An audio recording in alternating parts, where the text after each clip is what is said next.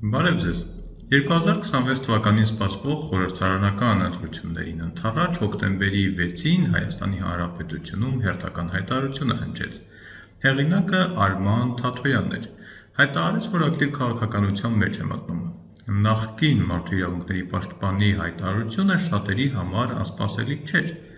Դեռ ավելին հասարակության մի ինչ-որ հատված էլ ըստ էության սպասում էր, թե Թաթոյանը ինչ կասի գալիք տարի սպասվող ընտրություններին ընդառաջ։ Թաթոյանն էլ հուսախաբ չարեց ու ասաց. վերադառնում է։ Դեռ ավելին, մանրամասն ասաց, թե վերադառնում է, որ ինչ անի։ Բայց պատմելու փոխարեն ավելի լավ է ինքներդ լսեք։ Գոնե մի մասը։ Պետք է միասին վերականգնենք քայքայված քաղաքական համակարգը եւ ձևավորենք իրավունքի պետություն։ Կառուցենք հնարավորությունների երկիր, որտեղ հաջողությունը կախված է յուրաքանչյուրի տաղանդից ու աշխատանքից։ Հասարակություն, որը ոչ թե պառակտված է հակադրություններով, այլ միավորված է արդարության շուրջ։ Սա մեկ մարդու ճանապարհ չէ։ Պետք է իրար թև ու թիկունք լինենք, որ կարողանանք այդ ճանապարհն անցնել ավելի ուժեղացած։ Հոլովակի որակի մասին չեմ ուզում սուտ բան ասել ու չեմ ուզում վատ բան ասել։ Դրա համար ավելի լավ է այդ մասին լռեմ։ Որակը հանգիստ թողնենք ու առայժմ բովանդակությանն անցնենք։ Ինչ ասաց Թաթոյանը։ Եթե երկու անգամ այս տեսահոլովակը դիտելուց հետո դեռ այս հարցը մնում է անպատասխան, ուրեմն ինչ-որ բան այնպես չէ։ Արդարություն, հավասարություն, եղբայրություն ժողովրդին խոստանում են դեռ ֆրանսիական հեղափոխությունից սկսած։ Փաստացի բոլորը, ովքեր ցանկանում են ժողովրդին դուր գալ։ Ու եթե ռեալ նպատակ ունես իր դիրքերը բավական ամուր համարող իշխանությանը փոխարինելու հայտ ներկայացնել, ապա հանրածանոթ լոզունգները կրկնելը դրա լավագույն ճանապարհը չէ։ Այնպես որ անկեղծ լինենք, որքան էլ գնահատենք Արման Թաթոյանի բարձր որակները, նրա ակնառու աշխատանքը որպես իրավապաշտպան, ակնհայտ է, որ այս հոլովակը դժվար է համարել հաղթանակի համար պայքար սկսող գործչի հայտ։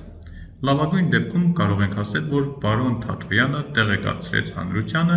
որ նման մտադրություն ունի ու մի փոքր էլ ընդհանուրն ու շատ ընդհանուր գծերով ինչ-որ լավ բաներ ասաց։ Արդյոք սա բավարար էր։ Ենթադրում եմ, որ Արման Թաթոյանն ու իր շրջապատը պատկերացնում են, որ հավանաբար ոչ։ Այդ դեպքում ինչ կարիք կար նման հապշտապ մուտք կազմակերպել, հայտարարություն անել։ Ինչու դա չարվեց ավելի ուշ, ավելի մշակված քարոզչական հնարքներով,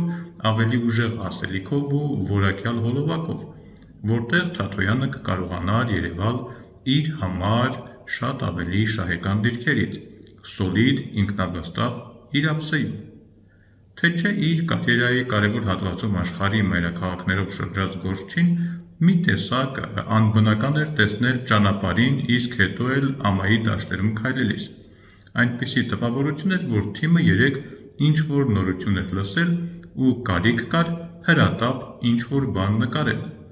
Իսկ ինչ-որ բանը դեպքերի մեծ մասում անում են ինչպես պատահի։ Գուցե լրիվ պատահական Թաթոյանի տեսանյութը տարածելուց ժամեր առաջ անոնսավորվել էր Հայաստանի Հանրապետության երկրորդ նախագահի ասուլիսը։ Կրկնում եմ, գուցե լրիվ պատահական։ Եվ այսպես ինչ կարող է ասել Ռոբերտ Քոչարյանը։ Այս թեմայով երկու տարբերակ ունենք։ Եթե ասուլիսը լինի բաց, այսինքն եթե դրան մասնակցելու հնարավորություն ունենան հայտ ներկայացնող լրատվամիջոցները, ապա շատ մեծ ակնկալիքներ չեմ տեսնում, կհնչեն ծանոթ հարցերը, կլսենք առնվազն 1 տասնյակ անգամ լսած պատասխանները։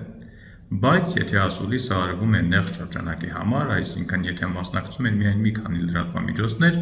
որոնց ասուլիս տվողը հարկ է համարել հրավիրել, ուրեմն ինտրիգ կլինի։ Ուրեմն Քոչարյանը ասելիք ունի ու ասուլիսն էլ հրավիրել է ոչ թե հարցերին պատասխանելու, այլ իր ասելիքը ասելու համար։ Հիշենք, որ ըստ տեղեկությունների օրերս երկրորդ նախագահը Մոսկվա էր գնացել, հանդիպում ունեցել որոշ գործիչների հետ։ Ասուլիսին այս կամ այն կերպ այս թեման ըստ էության շոշափվելու է, բայց չեմ կարծում, թե հստակ պատասխան կլինի։ Դեռ վաղ է, դեռ ինտրիգը կպահվի։ Մանավանդ Մոսկվայում էլ հազիվ թե կողմնորոշված լինեն, թե ում տան նախապատվությունը։ Քոչարյանին, Կարապետյանին, թե ինչպես ասում են չար լեզուները, Փաշինյանին։ Էլ չեմ խոսում կոմունիստների մասին, որոնք Գյումրիում հիշում ենք համոզիչ հաղթանակ տարան։ ու այսօր էլ մեկ միութենական պետություն են մտնում, մեկ կեցե անկախ Հայաստան երգելով կախաղան բարձրանում։ Այնպես որ ամեն ինչ այնքան միանշանակ չէ